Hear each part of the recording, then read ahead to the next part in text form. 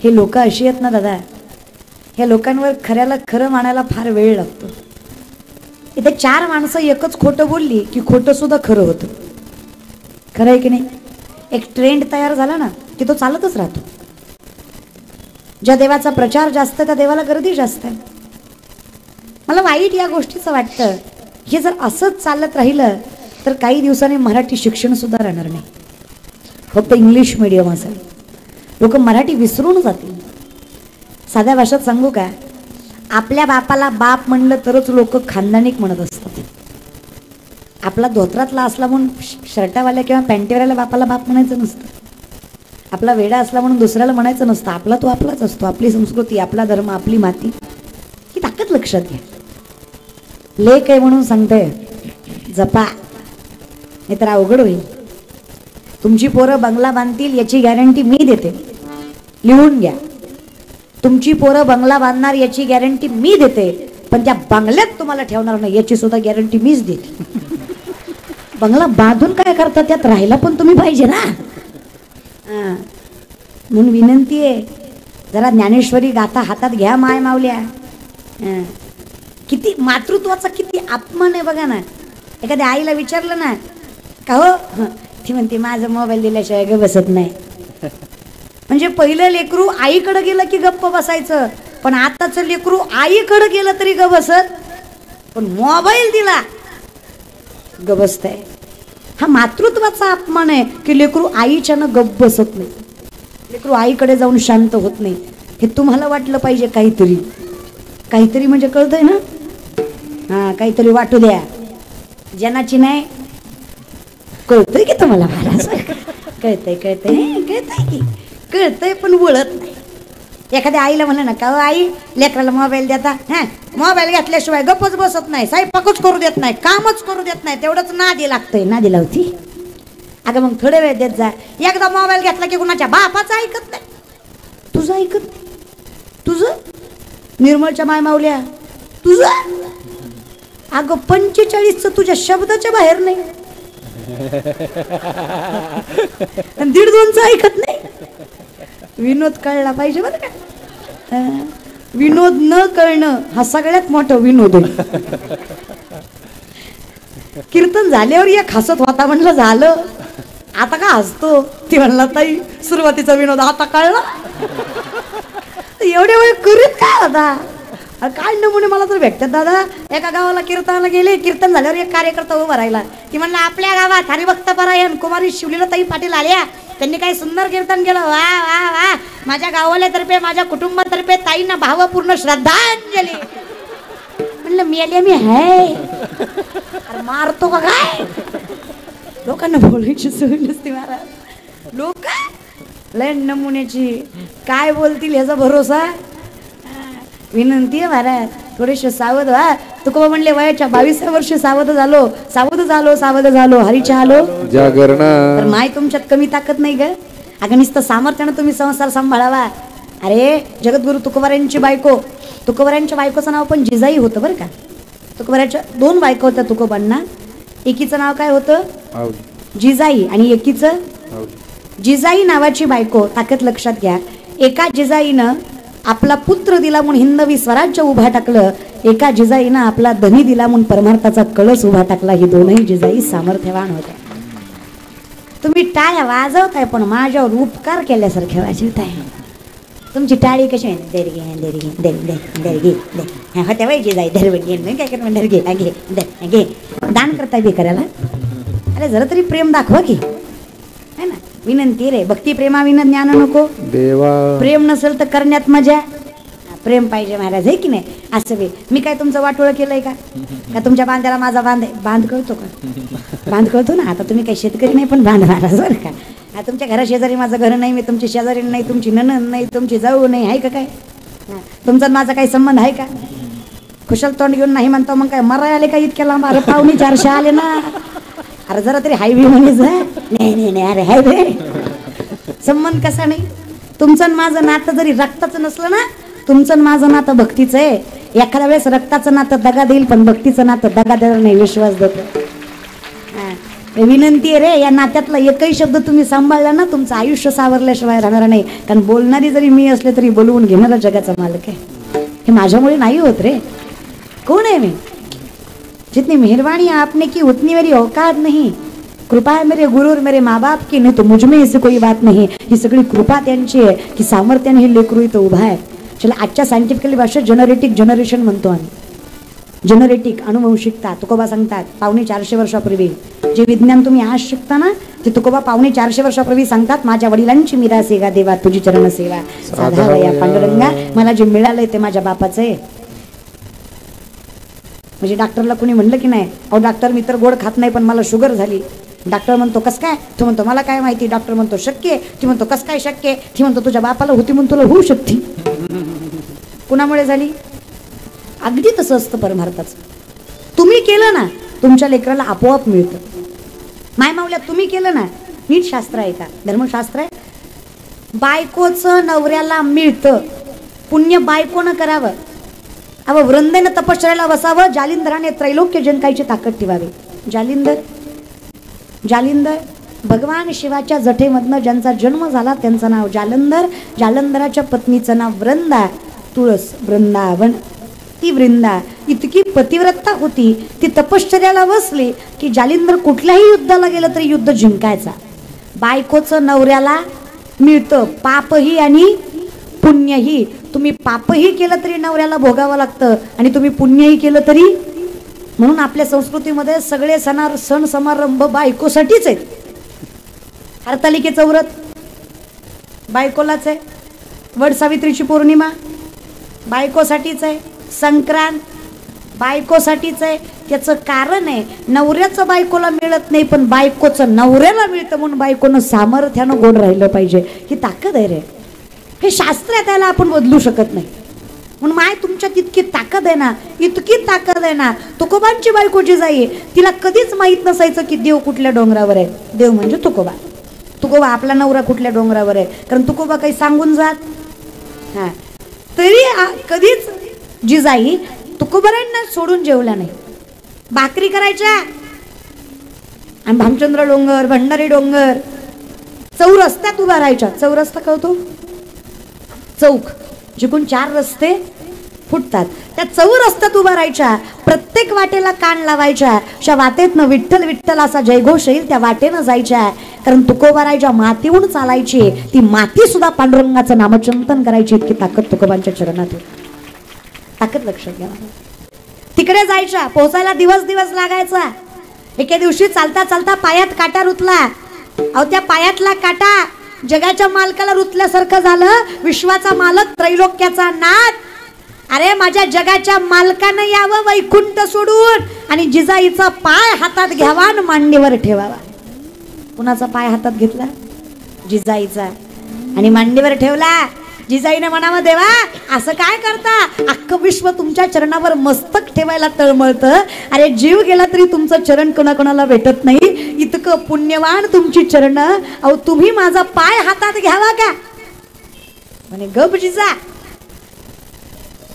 तू लंगडत चालतीये हे मला सहन होत नाही. तू लंगडत चाललीस तर माझ्या तुकोबा जवळ जायला तुला उशीर होईल आणि माझा तुकोबा अजून काही काळ उपाशी नाही. ताकद लक्षात घ्या माय. जगाच्या मालकानं जिजाईचा पाय हातात घेतला, मांडीवर ठेवला. आता पहिले काही टिश्यू पेपर नव्हते. हा पहिले काही फार क्लिनिंग नव्हतं. शेतकरी काटा घुसला तर कसा काटा काढायचा, बघायचा कसा?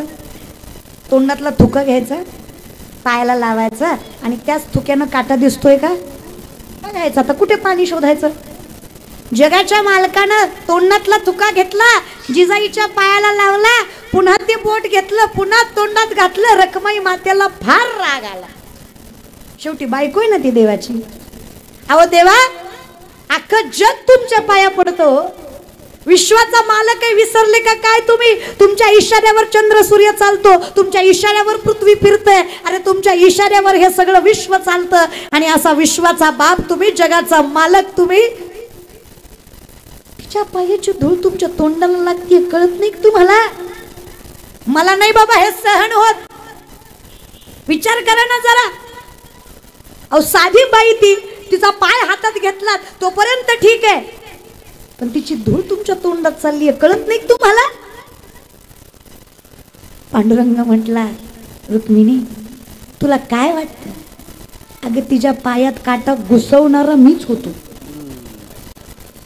मीच तिच्या पायात काटा घुसवला आणि मीच तो येऊन काढायचा नाटक करतोय मी, फक्त आणि फक्त तिची धूल माझ्या मुखाला लागावी याच्यासाठी एवढा अट्टहास केला. एवढी पवित्र ती जिजाई आहे.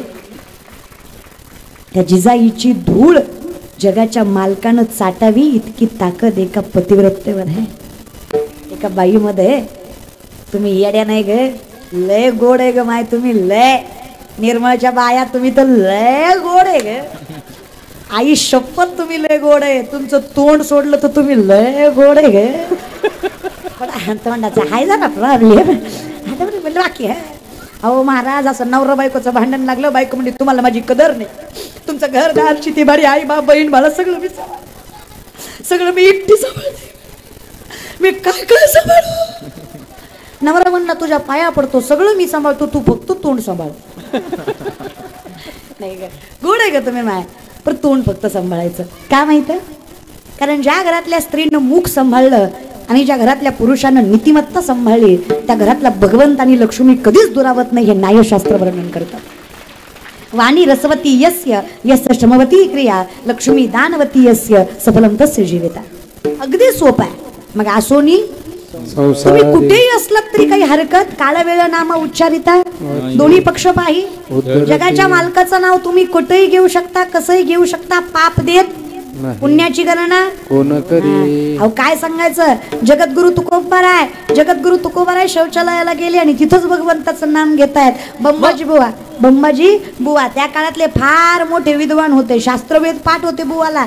बुवा म्हणले तुकोबा, अहो लोक तुम्हाला महाराज म्हणतात, लोक तुम्हाला संत म्हणतात, अशा अपवित्र ठिकाणी देवाचं पवित्र नाव घेता, लाज वाटत नाही का तुम्हाला? तुकोबा म्हणले खरं सांगू का, माझी मजा झाली अनावर वाचा, माझी मजा झाली अनावर वाचा, माझी मजा झाली अनावर वाचा, माझी मजा झाली अनावर वाचा, माझी मजा झाली अनावर वाचा, माझी मजा झाली अनावर वाचा, माझी मजा झाली अनावर वाया, माझी मजा झाली अनावर वाया. छंद या नामाचा, छंद या नामात घेतला से, माझी मजा झाली अनावर वाचा, माझी मजा झाली अनावर वाचा, माझी मजा झाली अनावर वाचा, माझी मजा झाली अनावर वाचा वाचा. छंद या नामाचा घेतला से, माझी मजा झाली अनावर वाचा, माझी मजा झाली अनावर वाचा, माझी मजा झाली अनावर वाचा. काय सांगू, मी म्हणलं त्या तोंडाला गबस तरी गबसत नाही. लोक म्हणले स्वतःच तोंड स्वतःच्या ताब्यात नाही. अहो येड्यात काढता का काय? बंबाजी बाबा म्हणले कसं काय तोंड ताब्यात नाही बघू बरं. बुवानं दोन्ही बोटात तुकोबांची जीभ धरली, दोन बोटात जीभ धरली, म्हणा म्हणे आता विठ्ठल. मला सांगा जीभ धरल्यावर शब्द उमटतील का? मी जर तुमची जीभ धरली, काळजी करू नका नाही धरत, जर धरली अरे तुम्ही न धरता बोलत नाही, धरून काय बोलणार आहे? नाही न धरता भजन करीत नाही, ती धरून काय करणार आहे? निस्ती वाचत्यात. तू बोल मी आहे, तू बोल मी बसलोय, तू बोल मी ऐकतोय, तू बोल. निस्ती नासके कांद्यावणी इठल इठल वार वार. अरे तुम्ही न धरता वरडत नाही, धन्न धरून काय वरडणार आहे? जीभ धरली म्हणे, म्हणे म्हणे आता देवाचं नाव म्हणा. तुमचं तोंड तुम्हाला आवरत नाही ना, बघू आता कसं विठ्ठल म्हणताय. किती ताकद असते बघा नामात. जगद्गुरु तुकोबारांची जीभ धरली आहे बुवानी. अहो ते जिभेचं सोडा, तुकोबारांच्या रोमा रोमातन आवाज येतोय, विठ्ठल विठ्ठल विठ्ठल विठ्ठल जय हरी विठ्ठल, जय हरी विठ्ठल, विठ्ठल विठ्ठल विठ्ठल विठ्ठल जय हरी विठ्ठल.